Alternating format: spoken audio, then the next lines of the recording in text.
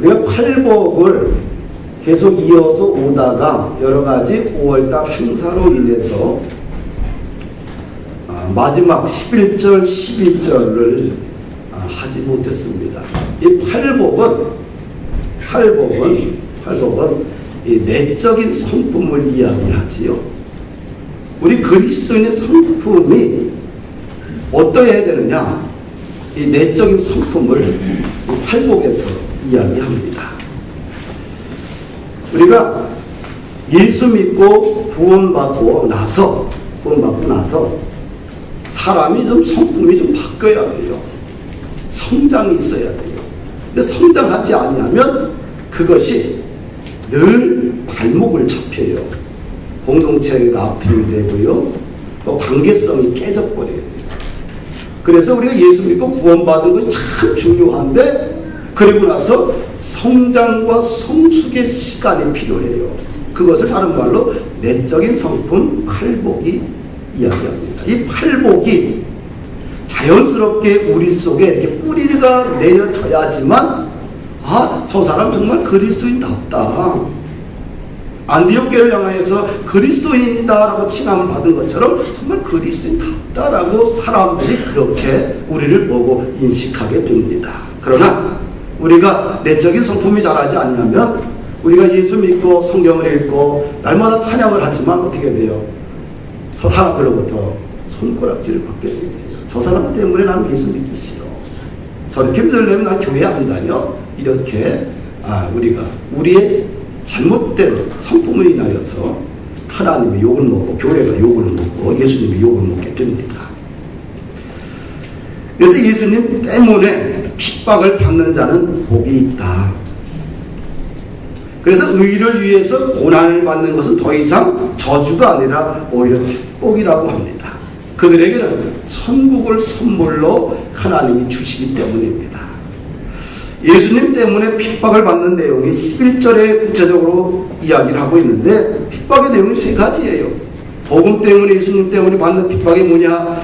욕하고 사람들이 또 육체적으로 박해를 받고 셋째로 거짓으로 모함하고 악한 말로 핍박을 합니다. 주님께서 이럴 때 어떻게 하라고 하시냐 하면은 너에게 복이 있나니 기뻐하고 즐거워하라. 할렐루야. 핍박을 받을 때 오히려 기뻐하고 즐거워하라고 적극적으로 그렇게 행동하라고 합니다. 왜? 하늘에서 상이 크기 때문입니다. 아멘. 부당하게 모욕을 당하고 조롱을 당하고 저주를 당하는데도 어떻게 우리는 기뻐할 수 있는가? 왜 기뻐해야 되는가? 첫째는 성경에 기뻐하라고 명령하고 있어요. 성경이 우리에게 그렇게 살라고 합니다. 성경은 삶의 텍스트북입니다. 원리입니다. 기준치입니다. 캐논입니다. 정령입니다. 이 성경은 우리들에게 길이요 진리요 생명 되신 삶으로 우리에게 인도합니다. 그래서 성경이 우리 인생의 정령이기 때문에 기준이기 때문에 성경을 따라야 돼요. 그래서 핍박을 받을 때, 박해를 받을 때, 고난 중에 있을 때 오히려 어떻게 돼요? 찡그리지 말고 인상 쓰지 말고 오히려 기뻐하고 즐거워하라고 해요. 아멘. 바울은 감옥에서 빌립보 성도들에게 편지를 씁니다. 감옥에서 주 안에서 항상 기뻐하라. 내가 다시 말하노니 기뻐하라.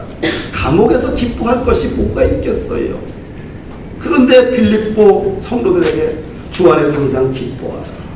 할렐루야. 환경이 문제가 되지 않는다는 겁니다. 그렇죠? 내 삶의 마음의 상태가 문제가 되지 않는다는 거예요. 마음의 상태에 따라 기뻐하고 즐거워하고 마음의 상태에 따라 인상 쓰고 상태에 따라 얼굴색이 바뀌고 감정이 요동치지 말라는 겁니다. 상황과 상태가 중요하지 않다는 거예요. 어디서든 어떻게 돼요? 기뻐하고 즐거워하라. 성경의 명령입니다. 아멘. 데살로니가전서 5장 16절 이하를 보니까 항상 기뻐하라, 쉬지 말고 기도하라, 평소에 감사하라. 이것이 그리스도 예수 안에서 너희를 향하신 하나님의 뜻입니다. 아멘. 손해를 봐도 또 억울한 일을 당해도 즐거워하라는 겁니다. 고난을 당하면서 우거지상을 하지 말라는 거예요. 오히려 고난을 당할 때 어떻게 돼요? 핍박을 당할 때 오히려 화사하게 웃고, 고요한 바다처럼, 호수처럼 그런 마음을 가지라는 거예요. 아무리 해코지를 해도 어떻게 돼요? 그냥 평온한 호수처럼 그냥 끝없이 잔잔해요. 할렐루야. 그렇게 사는 것이 우리 그리스도인의 모습이라고 합니다.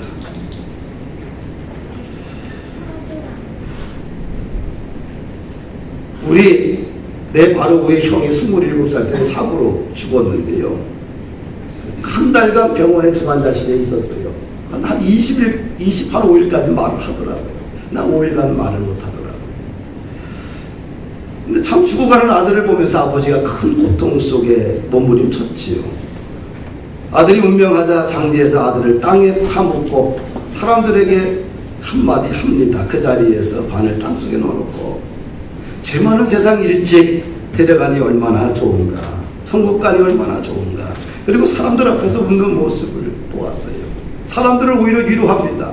근데 눈을 보니까 눈에는 못의 일반이 다 터져서 피눈물처럼 범벅이 되어 있는데 사람들 앞에서는 웃는 아버지의 모습을 보았습니다. 사람들 앞에서 통곡하고 울지 않았습니다. 오히려 사람들을 위로했지요. 그리고 웃습니다. 이것이 그리스도인들의 모습이라는 거예요. 항상 기뻐하라, 즐거워하라. 할렐루야. 우리는 또 왜 핍박을 받으면서도, 박해를 받으면서도 기뻐해야 되느냐? 두 번째는 핍박을 통해서 우리를 깨끗하게 살도록 하나님이 돕기 때문입니다. 핍박은 우리를 깨끗하게 정결하게 살 수 있도록 신앙의 길로 인도합니다. 종종 우리는 핍박을 통해서 우리가 만들어지는 것을 봅니다. 핍박을 통해서, 고난을 통해서 신앙인으로 우리가 다듬어져 가고 있다는 것을 우리는 스스로 고백하고 감증합니다. 그래서 고난을 받으면 그것이 형벌이 아니라 오히려 우리에게 기쁨이 되고 또 우리의 삶을 성숙시키는 귀한 과정이 되는 것입니다. 베드로는 이 사실을 알고 아시아에 있는 성도들에게 위로의 편지를 씁니다. 베드로전서 1장 6절 9절을 보니까 그러므로 너희가 이제 여러 가지 시험으로 말미암아 잠깐 근심하게 되지 않을 수 없으나 오히려 크게 기뻐하는도다. 너희 믿음의 진확실함은 불로 연단하여도 없어질 금보다 더 귀하여 예수 그리스도께서 나타나실 때 칭찬과 영광과 존귀를 얻게 하실 것이니라. 베드로는 성도들에게 핍박이란 하나님이 우리를 훈련시키는 도구라고 합니다. 금을 용광로에 집어넣어 불순물 제거하듯이 고난은 우리 속에 있는 더럽고 추한 찌꺼기들을 제거하여 하나님이 사람답게 만들어가는 하나님의 훈련의 도구고 통로인 것입니다. 다윗은 시편에서 고난받기 전에는 자기 마음대로 행했는데 그러나 고난을 통과하면서 하나님의 말씀을 지켰다고 합니다. 고난받기 전에는 제 멋대로 살았어요. 그러나 고난을 통해서 하나님의 은혜를 깨닫고 섭리를 깨닫고 하나님의 말씀을 지켰다고 시편 119편 67편에 고백하고 있습니다. 그래서 핍박과 고난은 하나님이 오늘날 하나님의 자녀들을 다루시는 방법입니다. 그래서 이 핍박 속에 있다고 한다고 하면 오히려 어떻게 돼요? 기뻐하십시오. 나를 성숙시키고 훈련시키는 하나님의 과정입니다. 고난 중에 욥이 이런 고백을 합니다. 내가 가는 길을 그가 아시나니, 여호와께서 아시나니 그가 나를 단련하신 후에 내가 순금같이 정금같이 나오리라. 나의 가는 길을 여호와 하나님이 하신다는 거예요. 지금 고난의 한가운데 속에서, 폭풍 가운데서, 시련 속에 욥이 있지만 나를 단련하신 후에 내가 순금같이 되어 나올 것이다 고백을 해요. 할렐루야. 핍박을 통해서 박해를 통해서 고난을 통해서 우리는 정금같이 다듬어지고 하나님의 쓰시기에 합당한 사람으로 빚어져서 나오게 됩니다. 그래서 우리는 기뻐할 수밖에 없습니다. 세 번째, 믿음의 선배들도 핍박을 받았다는 것입니다. 12절을 보니까 너희 전에 있던 선지자들도 이같이 박해하였느니라. 나만 받는 것이 아니라 믿음대로 살던 모든 선지자들도 핍박과 박해를 받았다는 것입니다. 예수님 때문에 세상에서 조롱을 당하고 핍박을 당했다면 우리는 믿음의 선지자들과 같은 대우를 똑같이 받은 것입니다. 그 고난을 받을 때 우리는 진짜 예수쟁이가 된 것입니다. 할렐루야. 핍박을 받으면 오히려 내가 예수쟁이, 진짜 그리스도인이 되었다라고 우리가 여기면 돼요. 아멘. 히브리서 11장 35절 믿음의 사람들의 모습이 나오는데 심한 고문을 받되 무차히 풀려나기를 원하지 아니하였으며 또 어떤 이들은 조롱과 채찍질 뿐 아니라 결박과 옥에가 치는 시련도 받았으며 돌로 치는 것과 톱으로 켜는 것과 시험과 칼로 죽임을 당하고 양과 염소의 가죽을 입고 유리하여 궁핍과 환난과 학대를 받았으니 그들의 광야와 산과 토굴에 유리하였느니라. 할렐루야.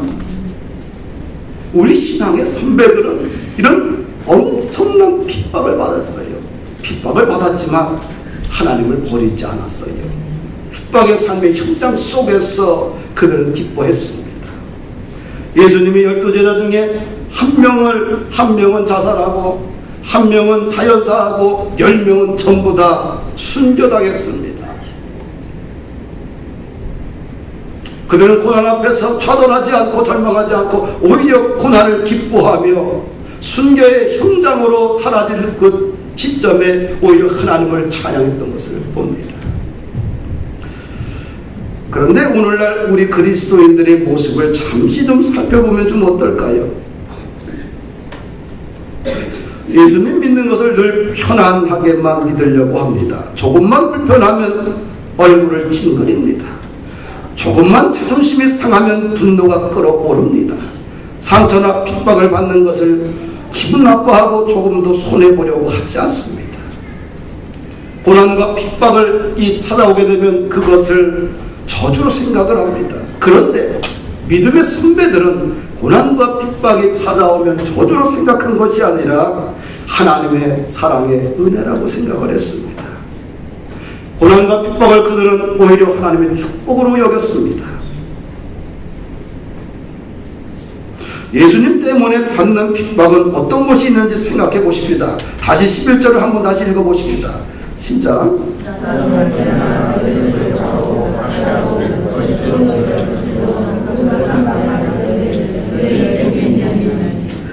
예수님 때문에 믿음의 선배들이 받았던 핍박이 뭐가 있냐면 욕을 당하는 거예요. 그렇죠? 예수님 때문에, 복음 때문에 욕을 먹는 것입니다. 욕을 먹는다, 모욕을 당한다는 것이죠. 왜? 세상은 우리가 그들과 다르기 때문에 우리를 욕하고 조롱하는 것입니다. 예수님도 가야바 법정에서 욕을 당했어요. 사람들이 얼굴에 침을 뱉고 주먹으로 치고 어떤 사람은 손바닥으로 때리고 그리고 그리스도야 우리에게 손질하 놓더라 너를 친 자가 누구냐 이렇게 예수님을 조롱하고 또 욕을 했습니다. 예수님은 억울하게 당했지만 아무 말씀도 하지 않았습니다. 모든 모욕을 그대로 다 받았습니다. 또 마가복음 15장 19절 20절에 보니까 예수님을 갈대로 사람들이 머리를 치고 침을 뱉고 꿇어 절하면서 말합니다. 희롱을 당한 후 자색 옷을 벗기고 도로 그의 옷을 입히고 십자가에 못 박으라고 끌고 나갑니다. 예수님은 사람들로부터 욕을 당하고 조롱을 당하고 엄청난 핍박을 당하고 박해를 받았지만 그거에 대해서 항변하지 않았습니다. 바울도 예수님을 전하면서 고난과 핍박을 받았습니다. 고린도서 4장 11절 이하를 보니까 바로 이 시각까지 우리가 줄이고 목마르며 헐벗고 매맞으며 상처가 없고 정처가 없고 또 수고하여 친히 손으로 일을 하며 모욕을 당한 적 축복하고 박해를 받은 적 참고 비방을 받은 적 권면하니 우리가 지금까지 세상의 더러운 것과 만물의 찌꺼기같이 되었다. 세상의 더러운 것과 만물의 찌꺼기처럼 되어버렸던 사람들이 그렇게 멸시하고 조롱하는 거예요. 그렇지만 모욕을 당할 때 오히려 축복하고 박해를 받을 때 참고 비방을 받을 때 오히려 권면하는 바울의 신앙을 우리는 본받아야 됩니다. 할렐루야. 두 번째는 우리의 믿음의 선조들이 어떤 고난을 당했나 하면 육체적인 핍박을 받았습니다. 예수님은 십자가에 어떤 정신적인 고통만 당한 것이 아니라 육체적인 고통도 당하셨어요. 무거운 십자가를 어깨에 메셨습니다. 찰지게 맞아서 몸이 부서질 정도로 살점이 떨어져 나갔습니다. 손과 발에는 쇠못이 박히고 머리에는 가시면류관으로 써서 머리가 고통 속에 있었습니다. 그리고 주님은 돌아가셨지요. 또 일제 치하 속에서 또 6.25 전쟁을 통하여서 오늘 우리의 믿음의 선배들은 얼마나 많은 핍박과 고통과 육체적인 고난을 겪었는지 모릅니다. 근데 오늘날 현대 그리스도인이 점점 나약해져 가고 연약해져 갑니다. 과거에 우리 어렸을 때 보게 되면 우리의 선배들은 예수님 때문에 생애를 포기하고 선교사로 헌신하고 시골로 들어가서 농촌 개목운동을 했고 농촌에서 자신의 생애를 바쳤습니다. 그런 사람들이 참 많았어요. 근데 오늘날 헌신자들이 잘 보이지 않습니다. 선교사들도 잘 안 나오고요. 누군가 다른 곳에 가서 자기 자신이 드리라고 하면 그거에 대해서는 엄청난 고민을 합니다. 그러나 우리의 믿음의 선배들은 사명의 길 앞에서는 주저하지 않았습니다. 믿음의 선배들은 사명의 길 앞에서는 자기의 모든 유익함을 다 포기하고 인생을 던졌습니다. 이것이 한국교회가 세워진 길입니다. 한국교회가 세계 열방의 선교사를 보낸 그 나라가 그렇게 되었다는 것입니다. 합리적이고 상식적인 선에서 봉사하고 희생하고 헌신하기 때문에 점점 감동이 사라져가고 있습니다. 화려하지만 감동이 없고 크고 위대하지만 아무 내용이 없이 오히려 공허합니다. 왜 공허하냐 하면 고난이 없기 때문입니다. 고난을 만나면 고난과 함께 싸움이 일어나야 하는데 고난을 만나면 피해 버립니다. 도망가 버립니다. 사랑하는 여러분들, 헌신할 때 감동이 있습니다. 헌신할 때 감동의 스토리 이야기가 있습니다. 신앙의 이야기가 점점 메말라져 가고 있어요. 그것은 저주입니다. 축복이 아닙니다. 신앙인들에게 신앙의 이야기거리들이 많아지면 많아질수록 그것이 축복입니다. 그것은 헌신을 통해서 다가오는 것입니다. 세 번째로 믿음의 선배들은 거짓 고소를 당했습니다. 거짓으로 너희를 거슬러 모든 악한 말을 할 때에는 너희에게 복이 있나니. 거짓말은 단순하게 사람을 속이는 것이 아니죠. 거짓말은 사단의 속성입니다. 사단의 본질이고 마귀는 거짓말쟁이요 고소자입니다. 우리가 육체적으로 핍박을 받는 것보다 더 큰 아픔은 정신적으로 모함을 당하는 것이죠. 거짓말로 사람을 모욕하고 사람을 죽입니다. 바리새인과 서기관들은 끊임없이 예수님을 거짓 증거로 몰아붙였습니다. 예수님은 세 가지를 다 당하셨습니다. 또한 우리의 믿음의 선배들도 세 가지를 다 당했습니다. 이 세 가지의 이 아픔들을 당할 때 우리는 어떻게 해야 되느냐? 싸워야 됩니까? 투쟁해야 됩니까? 성경에는 고소고발 사건이 없습니다. 주님이 제시한 성경의 기준은 기뻐하고 즐거워하라는 거예요. 서로 욕하고 혈기를 부리고 싸우라고 하지 않습니다. 변명하라고 하지 않습니다. 성경의 원리입니다. 세상을 향해서 우리 그리스도인들이 돌을 던지고 싸워보십시오. 세상은 폭풍처럼 우리 그리스도인들을 향해서 사납게 몰아칠 것입니다. 싸워서, 총칼로 싸워서 복음이 승리하지 않습니다. 복음은 말없이 십자가를 지고 걸어갈 때 사회에 영향력을 주고 사회를 이끌어가는 소금과 기둥이 되는 것입니다. 할렐루야. 네 번째로 왜 기뻐하고 즐거워해야 되느냐? 천국에서 받는 보상이 있습니다. 우리 12절 함께 읽어보십니다. 기뻐하고 즐거워하라.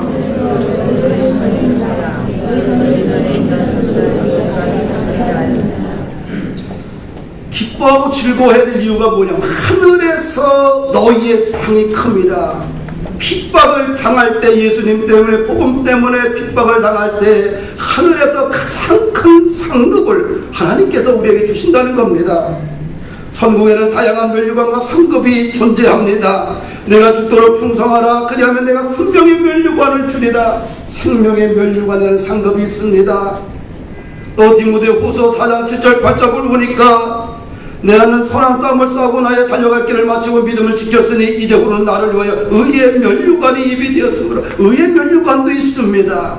고린도전서 3장 14절 이하를 보니까 만일 누구든지 그 위에 세운 공적이 그대로 있으면 상을 받고, 우리가 믿음으로 살게 되면 공적이 있으면 그대로 공적에 따라서 상을 받는다고 합니다.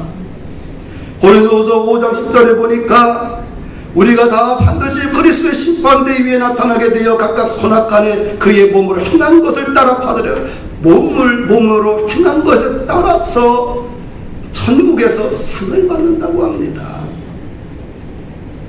모세가 장성하여 바로의 공주의 아들의 칭함을 거절합니다. 세상에서 죄악의 날을 누리는 것보다 하나님의 백성과 더불어 고난받는 것을 더 좋아했습니다. 왜 그럴까요? 애굽의 모든 우화보다 큰 재물보다 하나님이 상주심을 바라보았기 때문에 그가 고난을 기쁨으로 선택을 한 겁니다. 할렐루야. 사랑하는 여러분들, 천국에는 상급이 있습니다. 만약에 천국이 그냥 똑같다고 한다면 뭐부터 열심히 일할 필요 뭐 있겠습니까? 무슨 사명의 길을 갈 필요 뭐 있겠습니까? 대충 예배드리고 대충 헌금 생활하고 대충 봉사하면서 눌러나라 놀다가 가면 되지요. 그러나 우리가 중생은 구원은 하나님의 은혜로 중생을 경험하지만 그 후에 천국 가서 상급은 그가 육체를 따라서 행한 대로 하나님께서 주시는 것입니다. 그래서 이 땅에 핍박과 고난이 있어도 우리는 기뻐하며 사명을 믿음으로 감당하는 것입니다. 보상은 천국에서 뿐만 아니라 이 땅에서도 하나님께서 보상을 주신다는 것을 기억하셔야 됩니다. 우리가 핍박을 받는 그 순간에 하나님은 우리를 버리지 않고 그 핍박받는 그 순간에 하나님이 나와 함께 하십니다. 이 바벨론 느부갓네살 왕이 금신상을 만들어 놓고 모든 백성들에게 절하라고 명령을 합니다. 절하지 아니하면 불못불에 다 집어넣겠다고 합니다. 그런데 히브리 청년 다니엘을 비롯한 3명의 히브리 청년들은 절하지 않습니다. 우리가 죽을지언정 당신의 금신상에 우상에게 절하지 않겠습니다. 그래서 그들을 불못강에 집어 던졌습니다. 그런데 3사람을 집어 던졌는데 그 안에 4사람이 있습니다. 왕이 그 상황을 성경에 이렇게 이야기합니다. 내가 뿐이 결박되지 아니한 4사람의 불 가운데로 다니는데 상하지도 아니하였고 그 4째의 모양은 신들의 아들과 같도다. 용광로 속에 집어넣은 인생이 이제 불에 타서 죽어질 사람 죽어지는 그 현장 속에서 한 사람이 아니라 네 사람이 그 속에 있는 거예요. 고난 가운데 있을 때 그 고난의 현장에 하나님의 예수님이 함께 하십니다. 영광로에서 나온 청년들이 모습을 보니까 불이 능히 그들의 몸을 해하지 못하였고 머리털도 그을리지 아니하였고 겉옷빛도 변하지 아니하였고 불탄 냄새도 없었더라. 아멘. 생명을 맛보고는 말 앞에서도 오직 하나님을 존중했던 이들에게 하나님은 함께해 주셨습니다.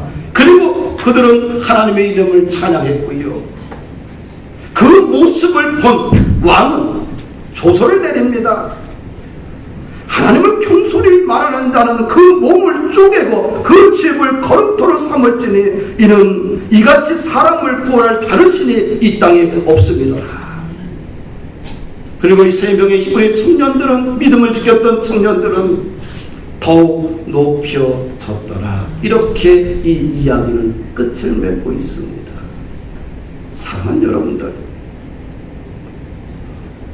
고난의 현장 속에 나만 홀로 우뚝 서 있는 것이 아니라 하나님이 그 자리에 함께 계십니다. 고난의 현장 속에, 핍박의 현장 속에서 우리가 믿음으로 주를 높이고 믿음으로 주의 이름을 찬양할 때에 그 속에는 거룩한 하나님의 간증거리, 이야기거리가 쏟아져 나오게 됩니다. 이것이 우리에게 은혜를 베풀어 주시는 하나님의 축복이며 보상이며 사랑입니다. 그래서 기뻐할 수밖에 없습니다. 오늘 말씀의 내용은 간단합니다. 핍박이든 예수님 때문에, 복음 때문에 핍박을 받든 박해를 받든 어려움을 당하든 고난을 당하든 어떤 종류의 아픔을 경험하든 정신적이든 육체적이든 어떤 상황도 있다 할지라도 마음의 상황에 따라서, 감정에 따라서 요동하지 말라는 겁니다. 감정에 따라 요동하지 말고 오히려 그 순간에 믿음으로 하나님께 즐거워하고 기뻐하는 겁니다. 그것이 그리스도인들이 살아가야 될 삶의 모습입니다. 팔복은 10절까지는 팔복입니다. 그래서 어떤 학자들은 11절과 11절을 갖다 구복이다 이렇게 이야기를 해요. 구복이 뭐냐? 박해를 받을 때 기뻐하고 즐거워하는 것, 그것이 구복입니다. 늘 보는 게 사랑하는 성도 여러분들, 더운 날씨가 진행이 됩니다. 그러면서 짜증도 일어날 수도 있고요. 또 교회 일을 하다 보면, 또 일터에서 일을 하다 보면 원치 않게 관계성 속에 아픔을 경험할 수도 있습니다. 아프다고 소리 지르고 화내면 안 됩니다. 기분 나쁘다고 싸우면 안 됩니다. 조롱을 당했다고, 모욕을 당했다고 그대로 갚아줘서도 안 됩니다. 그건 그리스도인의 성숙한 모습이 아닙니다. 주님이 원하시는 것은 그 순간에 십자가 앞에 우리의 마음을 드리고 기뻐하고 즐거워하는 겁니다. 그래서 우리의 삶의 자리가 행복한 자리요, 믿음의 자리요, 성숙해 가기를 예수 그리스도 이름으로 부탁을 드리겠습니다.